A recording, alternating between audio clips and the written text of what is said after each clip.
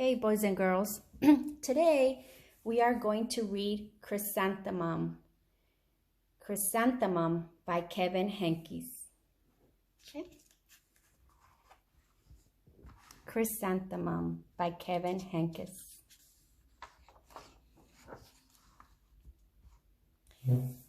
The day she was born was the happiest day in her parents' lives. "She's perfect," said her mother. "Absolutely," said her father. And she was. She was absolutely perfect.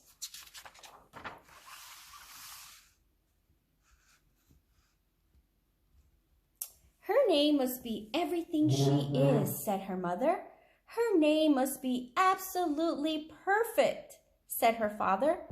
And it was. Chrysanthemum. Her parents named her Chrysanthemum. Chrysanthemum grew and grew and grew. And when she was old enough to appreciate it, Chrysanthemum loved her name.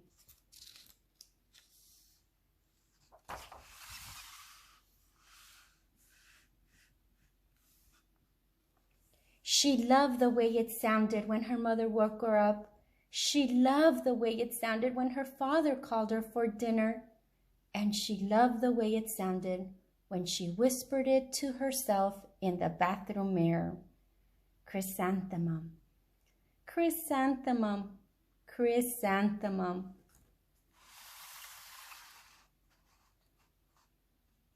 Chrysanthemum loved the way her name looked when it was written with ink on an envelope. She loved the way it looked when it was written with icing on her birthday cake.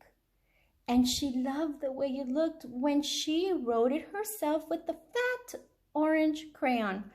Chrysanthemum, chrysanthemum, chrysanthemum.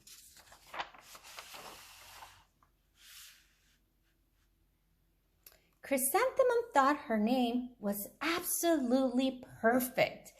And then she started school. On the first day, Chrysanthemum wore her sunniest dress and her brightest smile. She ran all the way. "Hooray," said Chrysanthemum, "school." But when Mrs. Chudd took roll call, everyone giggled upon hearing Chrysanthemum's name.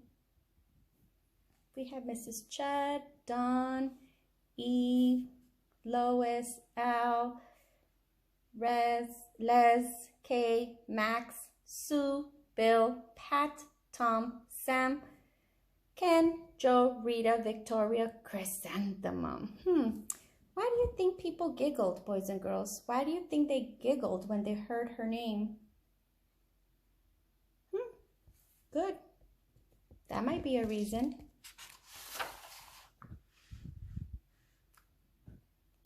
"It's so long," said Joe. "It scarcely fits on her name tag," said Rita, pointing. "I'm named after my grandmother," said Victoria. "You're named after a flower." Chrysanthemum wilted. She did not think her name was absolutely perfect.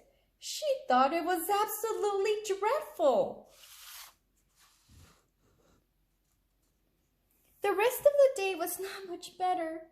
During nap time, Victoria raised her hand and informed Mrs. Chudd that Chrysanthemum's name was spelled with 13 letters. That's exactly half as many letters as there are in the entire alphabet, Victoria explained. "Thank you for sharing that with us, Victoria," said Mrs. Chudd. "Now, put your head down."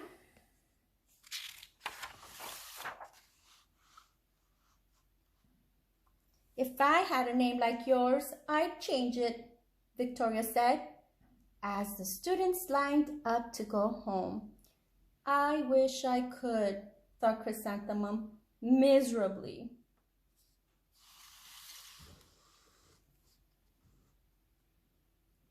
"Welcome home," said her mother. "Welcome home," said her father. "School is no place for me," said Chrysanthemum. "My name is too long." It scarcely fits in my name tag, and I'm named after a flower." "Oh, pish," said her mother. "Your name is beautiful and precious and priceless and fascinating and winsome," said her father. "It's everything you are," said her mother. "Absolutely perfect," said her father.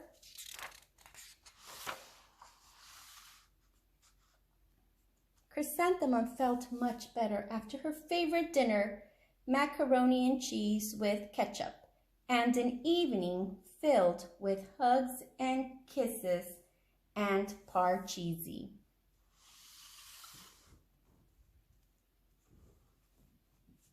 That night, Chrysanthemum dreamed that her name was Jane.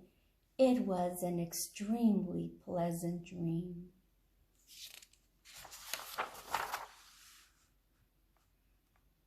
The next morning, Chrysanthemum wore her most comfortable jumper. She walked to school as slowly as she could. She dragged her feet in the dirt.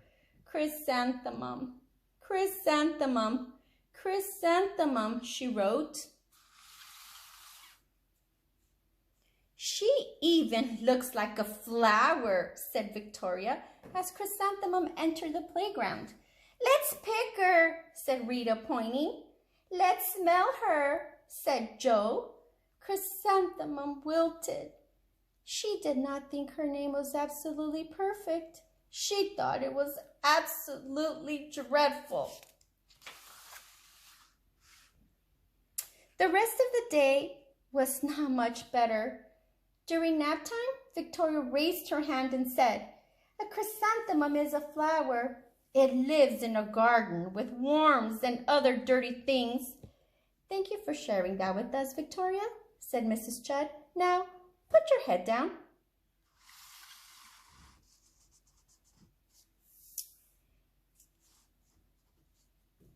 "I just cannot believe your name," Victoria said as the students lined up to go home. "Neither can I," thought Chrysanthemum, miserably.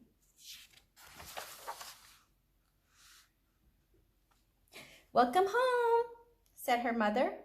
"Welcome home," said her father. "School is no place for me," said Chrysanthemum. "They said I even look like a flower. They pretended to pick me and smell me." "Oh, pish," said her mother. "They're just jealous and envious and begrudging and discontented and jaundiced," said her father. "Who wouldn't be jealous of a name like yours?" said her mother.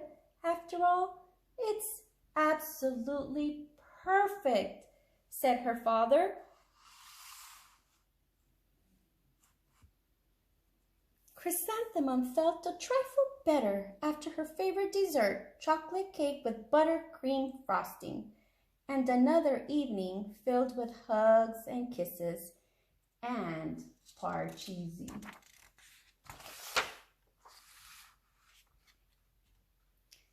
That night, Chrysanthemum dreamed that she really was a chrysanthemum.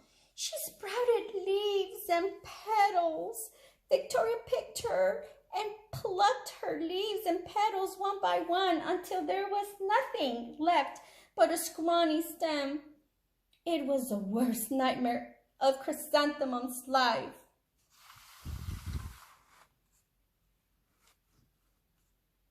Chrysanthemum wore her outfit with 7 pockets the next morning. She loaded the pockets with her most prized possessions and her good luck charms. Chrysanthemum took the longest route possible to school. She stopped and stared at each and every flower. "Chrysanthemum, chrysanthemum, chrysanthemum," the flowers seemed to say.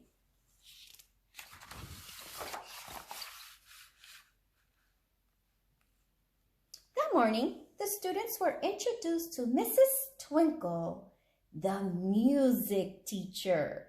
Her voice was like something out of a dream, as was everything else about her.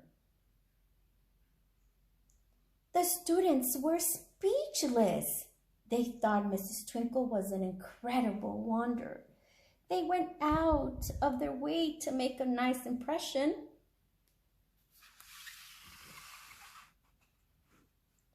Mrs. Twinkle led the students in scales. Then she assigned roles for the class musical. Victoria was chosen as a dainty fairy queen. Rita was chosen as the spiffy butterfly princess. Jo was chosen as an all-important pixie messenger. And Chrysanthemum was chosen as a daisy. Chrysanthemum's a daisy. Chrysanthemum's a daisy. Jo, Rita, and Victoria chanted, thinking it was wildly funny. Chrysanthemum wilted. She did not think her name was absolutely perfect. She thought it was absolutely dreadful. What's so humorous? Asked Mrs. Twinkle. Chrysanthemum, was the answer. Her name is so long, said Jo. It scarcely fits on her name tag, said Rita, pointing. I'm named after my grandmother, said Victoria. She's named after a flower.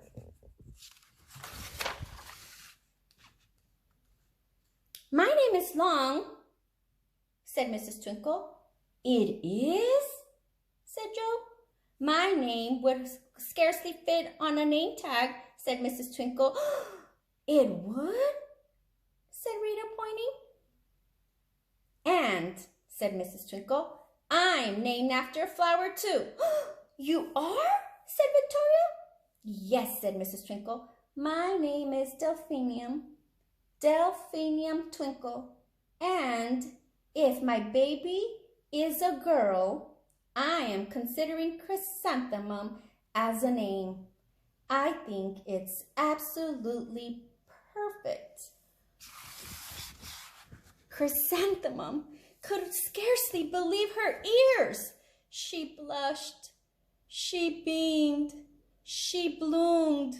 Chrysanthemum, chrysanthemum, chrysanthemum. Jo, Rita, and Victoria looked at Chrysanthemum longingly. Call me Marigold, said Jo. I'm Carnation, said Rita, pointing. My name is Lily of the Valley, said Victoria. Chrysanthemum did not think her name was absolutely perfect. She knew it. Epilogue, boys. What happens next? Boys and girls, well, overall, the class musical was a huge success. Chrysanthemum was absolutely perfect as a daisy. Victoria made the only mistake. She completely forgot her lines as a dainty fairy queen. Chrysanthemum thought it was wildly funny, and she giggled throughout the entire dance of the flowers. Eventually, Mrs. Twinkle gave birth to a healthy baby girl, and, of course, she named her Chrysanthemum. Okay. Boys and girls, this is the end of the book. Now, the title was Chrysanthemum, and throughout the week, we're going to work with this book, okay? We're going to write an opinion on it. But today, boys and girls, I just want you to read it, and I want you to really understand the text, and we're going to continue to work with this throughout the week, okay? Thank you. Bye.